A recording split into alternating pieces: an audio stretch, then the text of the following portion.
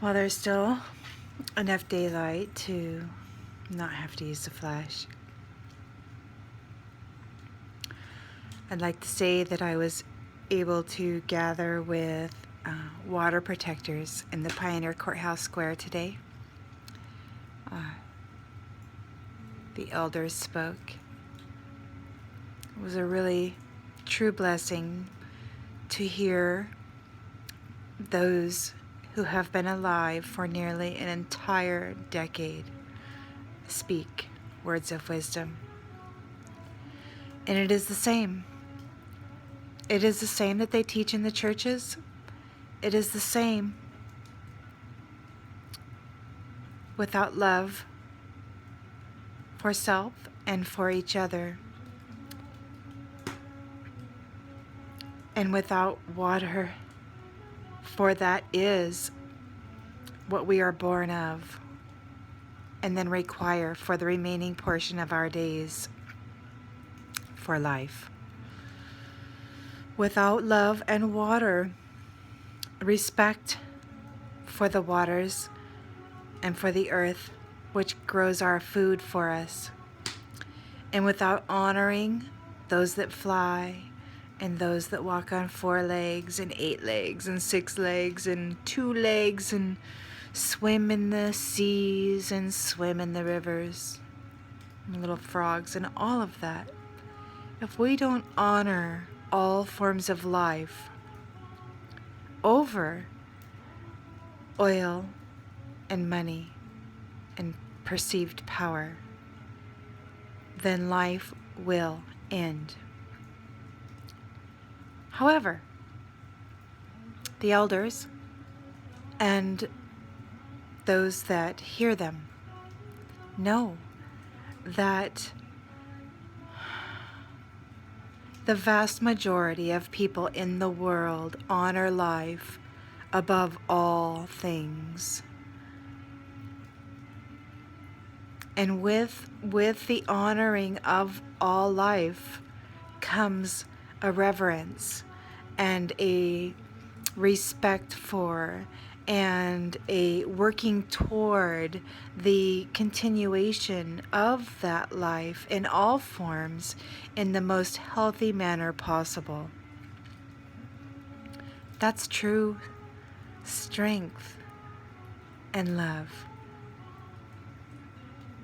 Even though governments have wealth as far as monetary gain goes, the rest of us have wealth beyond measure, which is it's in the core of our being.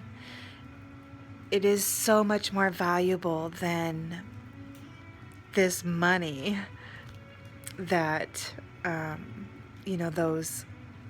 those people have printed and put a value to.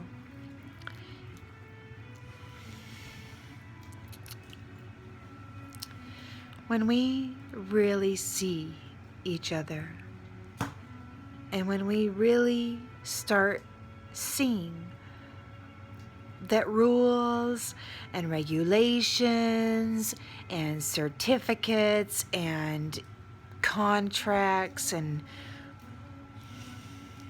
religion and rules on what you need to do to get to heaven, because only the priest can tell you, it's all a man-made scenario.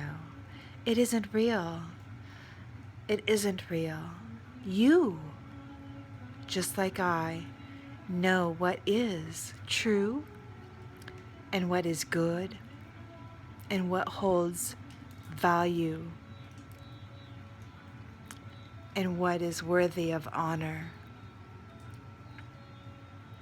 You know this because it's inside of you. It always has been. We're raised to look to others for guidance.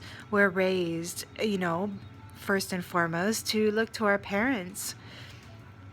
Unfortunately, in the United States, our parents were led by their parents, who were buffaloed by the government, who had them blown or snow jobbed, whatever you want to say, into believing that they really did have their best intentions at heart.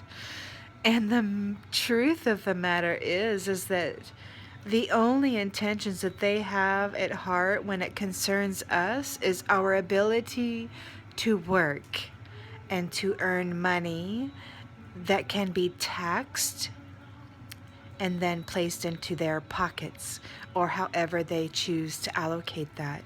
So essentially, we're slaves under the illusion of freedom. Many of us know this because just this last month, we've had, some of us, a 50% hike in our electricity bill. It's amazing. I'm flabbergasted by it, but it's happening everywhere. And so essentially what's happening is we're going to be forced out of the ability to provide electricity for our families. And so we will be forced to find alternative power methods and ways of doing things. And this will not include paying the city or the government. The time is coming when we will need to choose, and many of us will be forced to choose simply because we cannot afford what they want. And so change will come, whether we choose it or whether it's forced upon us. As life goes, and always has, with all new experiences. Hold love in your heart. Hold the respect for clean water and clean air and the ability to grow your food in clean soil, unpolluted by oil and whatever else they dump in there. The air filled with barium and lead and mercury raining down upon us, even if we choose to harvest the rain, it is filled with these chemicals. And so please do yourself a favor and investigate on how to create a water distiller that you can utilize over a fire. It's quite easy, quite inexpensive. Please learn that, and you will have water that you can drink, no matter what happens.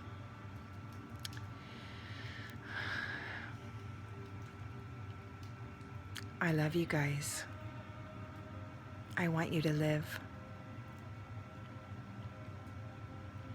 I do want you to live.